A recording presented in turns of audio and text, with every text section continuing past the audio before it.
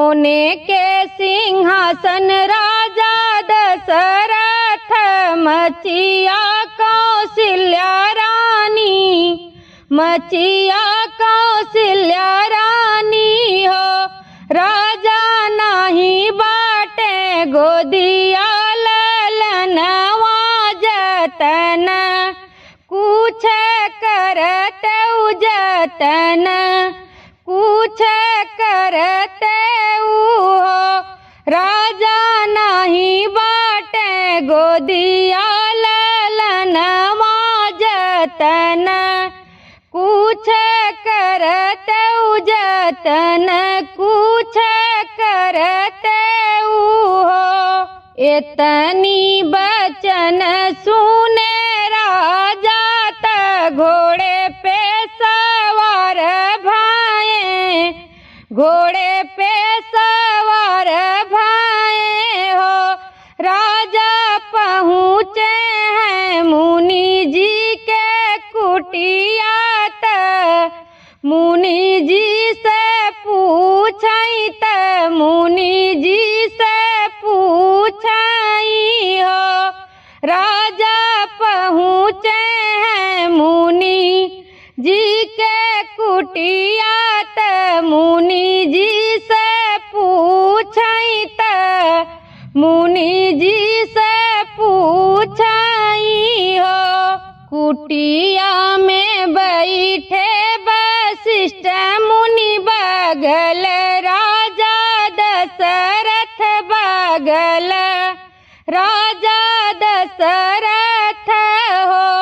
राजा बैठे हैं मुनि के बगलिया, बचन एक बोलाई, बचन एक बोलाई हो।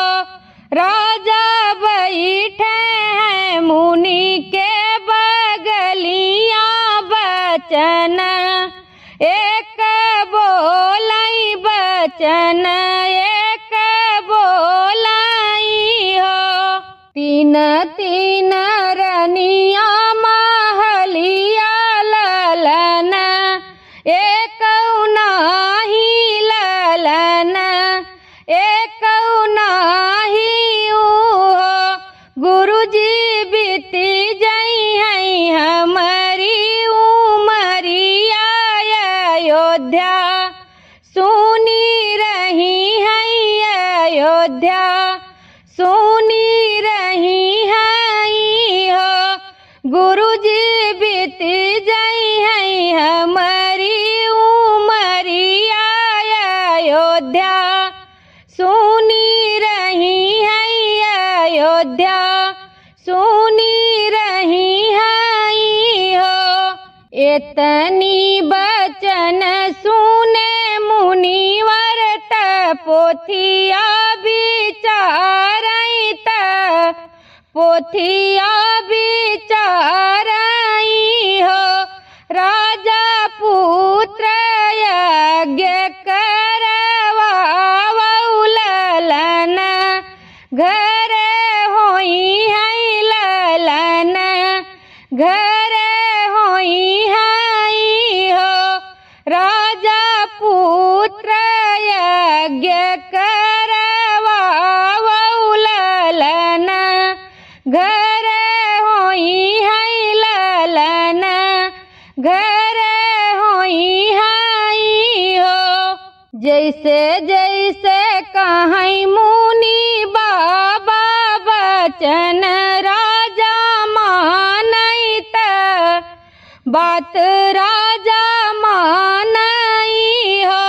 राजा पुत्र यज्ञ करवावई ललन, घर जनमई ललन, घर जनमई हो। राजा पुत्र यज्ञ करवावई ललन, घर जनमई ललन, घर जनमई हो। कौशल्या के जन्म है राम सुमिरन,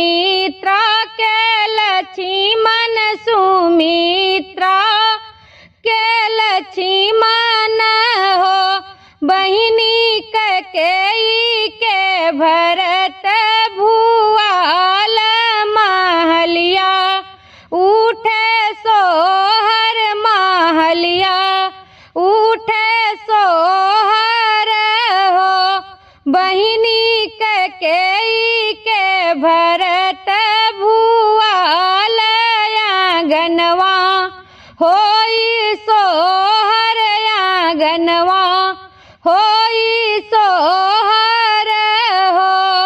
रानी लुटावई सोनवा त राजा धेनु गैया त राजा धेनु गैया हो।